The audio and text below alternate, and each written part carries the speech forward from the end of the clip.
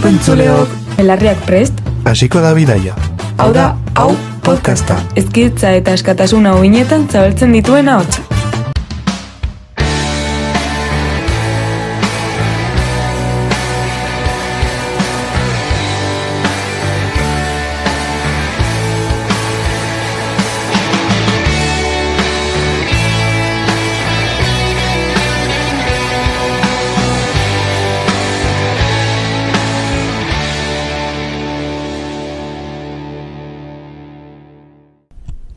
Kaixo guztioi eta ongi etorri hau podcastera.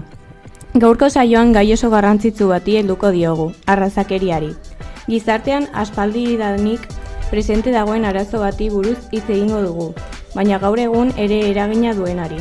Lehenik eta behin, unaz daukagu gurekin.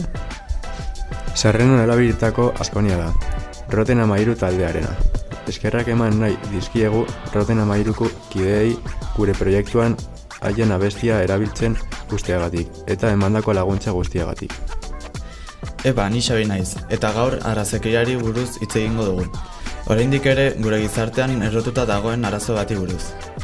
Arrazakeriarik existituko ez balitz, gizartea bidezkoagoa, askeagoa eta berdinzaleagoa izango litzateke.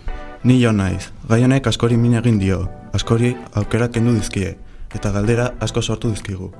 Denok hezkuntzara bera jasoko bagenu aurriritze asko desagertuko litzateke. Askotan pentsa genezake arrazakeria urrun dagoela. Beste herrialde batzuetan gertatzen dela, baina gertutik begiratuko bagenu ohartuko ginateke eguneroko keinu txikietan ere agertzen dela. Arrazakeriarik egongo ez balitz, gizartea askok justuago izango lirateke. Inork ezer egingo ez balu, ordea arazoak areagotu egingo lirateke. Gizarteari gehiago axola izango balitzaio, egoera besterakoa izango litzateke.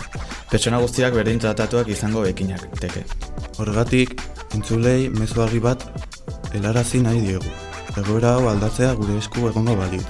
Den pausoa gaur hemen ematean ari gara. Orain, arrazakeria zer den argitzeko definizioari helduko diogu.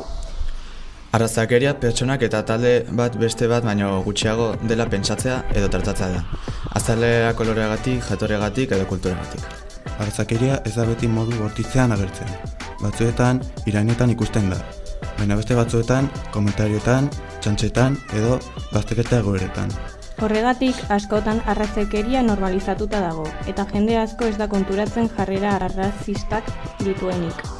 Garrantzitsua da ulertzea arrazakeria ikasia dela. Hau da, ez gara arrazistak jaiotzen, gizarteak irakasten digu hori. Beraz, desikasi ere egin daiteke. Behin kontzeptua argituta, arrazakeria lortutako efemeride garrantzitsu bat azalduko dugu. Arrazakeriaren aurkako egun garrantzitsuenetako bat martxoaren 21 da. Arrazakeriaren aurkako nazioarteko eguna. Egun hau ez da ausaz aukeratu. Historiako gertakari oso gogor batekin lotuta dagolako. 1960 urtean, Hego Afrikan, Sharpeville izeneko herrian apartheidaren aurkako manifestazio baketsu bat egiten ari ziren. Poliziak manifestarien aurka tiro egin zuen, eta dozenaka pertsona hil zituzten. Gertaera horrek mundu osoan astindu zuen, eta erakutsi zuen arrazakeria instituzionalak zer nolako ondorio larriak izan zitzakeen. Ordutik, egun hori arrazakeriaren aurkako borrokaren sinbolo bihurtu da. Martxoaren 21ean, mundu osoko herrialde askotan ekitaldiak, hitzaldiak eta mobilizazioak egiten dira. Jendea kontzientziatzeko. Helburu argia da, halako egoerak berriro gerta ez daitezen lan egitea. Efemeride hauek gogorazten digute iragana ez ahaztea garrantzitsua dela. Gaur egungo egoerak hobeto ulertu ahal izateko. Jarraian, historian arrazakeriaren aurka borrokatu duten pertsona garrantzitsu batzuk aipatuko ditugu. Historian zehar pertsona askok arrazakeriaren aurka borrokatu dute, eta haien lanari esker gaur egun eskubide gehiago ditugu. Horietako bat Martin Luther King izan zen. AEB-tan beltzen eskubideen alde borrokatu zuen, beti modu baketsuan eta elkarrizketaren bidez. Haren diskurtsoek milaka pertsona inspiratu zituzten, eta gizartearen pentsatzeko modua aldatzen lagundu zuten, berdintasuna eta justizia aldarrikatu zituen. Beste referente handia Nelson Mandela izan zen. Apartheidaren aurka borrokatu zuen Hego Afrikan, eta urte asko kartzelan igaro zituen. Kartzelatik etara zenean, mendekoa hartu beharrean, elkarbizitza eta dizkiditzea defendatu zituen, eta horrek erakusten du aldaketa posible dela. Pertsona hauek adibide dira, eta erakusten digute pertsona bakarrak batek ere eragin handia izan dezakeela gizartean. Orain, gaur egungo errealitatera salto egingo dugu, eta azken aldian gertatutako albiste batzuk azalduko ditugu. Lehen albistea kirolaren munduan gertatutakoa da. Duela gutxi, Anoeta jokatutako futbol partida batean. Vinicius futbolari arrazakeriazko irainak egin zizkioten zale batzuek. Irain horiek azalaren kolorearekin lotuta zeuden, eta horrek erakusten du arrazakeria oraindik ere presente dagoela kirolean.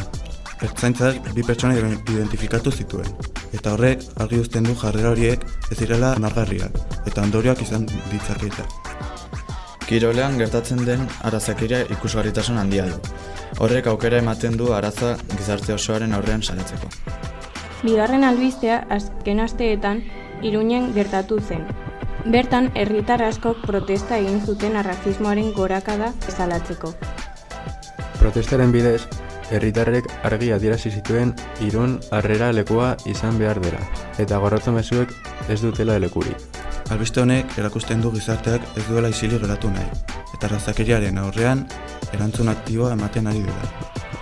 Ondoren, iritzi artikulu baten bidez arrazakeria nola normalizatzen den aztertuko dugu. Artikuloa Amaia Uribe kazetariak idatzia da, eta testuaren helburu nagusia arrazakeria askotan normalizatuta dagoela salatzea da. Egileak argi uzten du gizartean askotan esaten dugula ez garela razistak, baina praktikan jarrera razistak oraindik ere oso presente daudela. Testuan lehen aipatu dugu Vinicius futbolariaren kasua azaltzen da, azalaren kolorengatik jasandako irain arrazistak aipatzen direlako. Egileak azpimarratzen du ez direla irain arruntak, baizik eta pertsona bat gutxiagotzen duten hitzak, berazal kolorea arrazoitzat hartuta. Gainera argi uzten du ez dela kasu isolatua. Horrez gain, testuak erakusten du arrazakeria ez dela soilik eliteko futbolean gertatzen den zerbait. B mailako kategorietan ere antzeko egoreak gertatzen direla azaltzen du, eta askotan kasu horiek ez direla inbeste ikusarazten komunikabideetan. Egileak adibide oso esanguratsu bat aipatzen du ondoren, ikastetxe bateko umeekin egindako esperimentu soziala.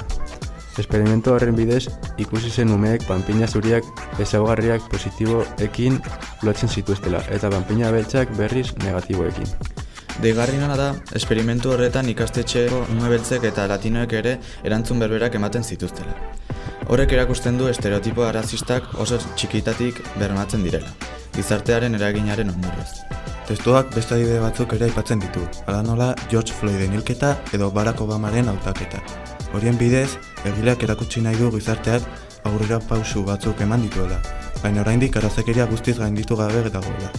Amaitzeko testuak mezu oso argia uzten du. Arraza aniztasuna aberastasuna da. Kultura eta ikuspuntu desberdinak elkarbizitzan jartzen dituelako. Arrazakeria aldiz gizarte moduan porrot egitea da.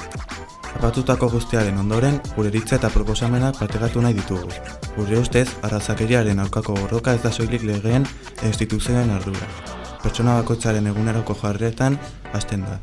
Isilik geratuko ez bagina egoera bidegabeen aurrean eta jarrera arrazistak ikusten ditugunan hitz egingo bagenu, aldaketa handiak etor litezke gizartera. Eskolan aniztasuna gehiago landuko bagenu, kultura desberdinen inguruan hitz egingo bagenu eta horre iritziak apurtuko bagenitu, ikasleak errespetutsuagoak eta kontzientziagoak izango lirateke. Empatia lantzea ere funtsezkoa da, beste pertsonaren tokian jarriko bagina. Haren egoera ulertzen saiatuko bagina, jarrera asko aldatuko lirateke. Horregatik guztiok dugu ardura. Ikasleok, irakasleek, familiek eta gizarte oso. Ez da nahikoa ez naiz arrazista esatea. Aktiboki jokatu behar da. Sare sozialek eragin handia dute gaur egungo gizartean, eta arrazakeriaren edapenean ere paper garrantzitsua jokatzea dute. Gaur egun informazioa oso azkar zabaltzen da, eta horrek alde onak eta txarrak ditu. Alde batetik edonork iritzia eman dezake, baina bestetik jarrera arrazistak ere oso erraz hedatzen dira. Gainera, sare sozialetako anonimotasunak askotan gorroto mezuak zabaltzea errazten du. Jende askok ez du aurrez aurre esango lukeena idatziz esateko arazorik ikusten. Ondoriorik gabe geratuko dela pentsatzen duelako. Horrek pertsona askori mina egin diezaioke. batez ere irainak eta mehatxuak jasotzen dituztenei. Hala ere, garrantzitsua da azpimarratzea sare sozialak ez direla beti negatiboak. Tresna oso baliagarriak ere izan daitezke arrazakeriarekin aurka borrokatzeko. Adibidez, kanpaina antiarrazistak zabaltzeko, gertatzen diren injustizia salatzeko edo jende kontzientziatzeko balio dezakete. Gainera, sare sozialen bidez, bestela isilarazita egongo liratekeen ahots askok hitza hartzeko aukera dute. Horrek, gizartea kontzientziago egiten laguntzen du. Horregatik, oso garrantzitsua da zer partekatzen dugun pentsatzea. Gure hitzek besteengan izan dezaketen eragina kontuan hartzea eta beti errespetua sustatzea. Ondorio gisa esan dezakegu arrazakeria oraindik ere existitzen dela gure gizartean, askotan modu isilean edo normalizatuan. Batzuetan ez da irain zuzenen bidez, agertzen, baizik eta komentarioetan, jarreretan edo beste pertsona batzuk baztertzean. Horregatik garrantzitsua da egoera horiek identifikatzen ikastea. Hala ere, argi izan behar dugu egoera hori alda daitekeela. Hezkuntzaren bidez, elkarrizketa sustatuz eta empatia landuz.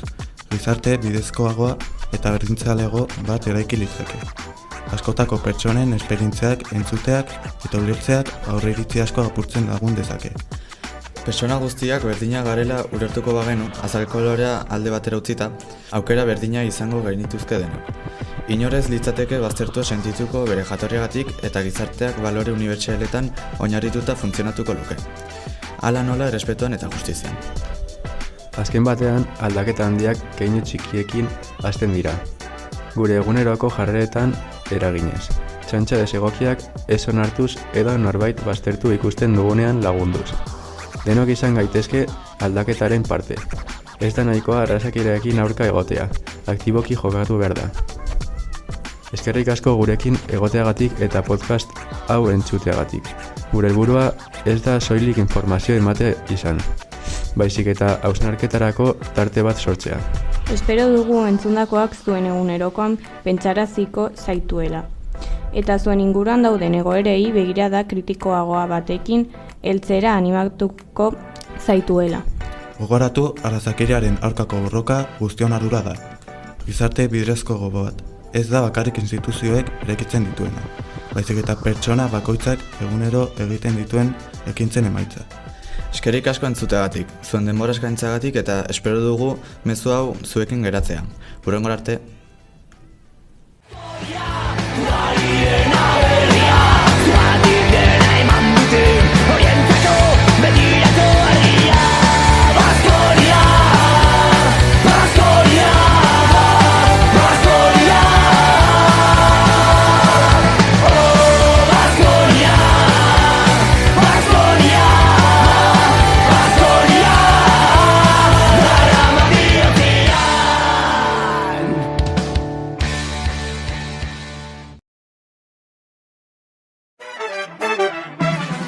Mila esker gurekin egoteagatik, jarraitu ideiak zabaltzen, jarraitu askatasuna eraikitzen.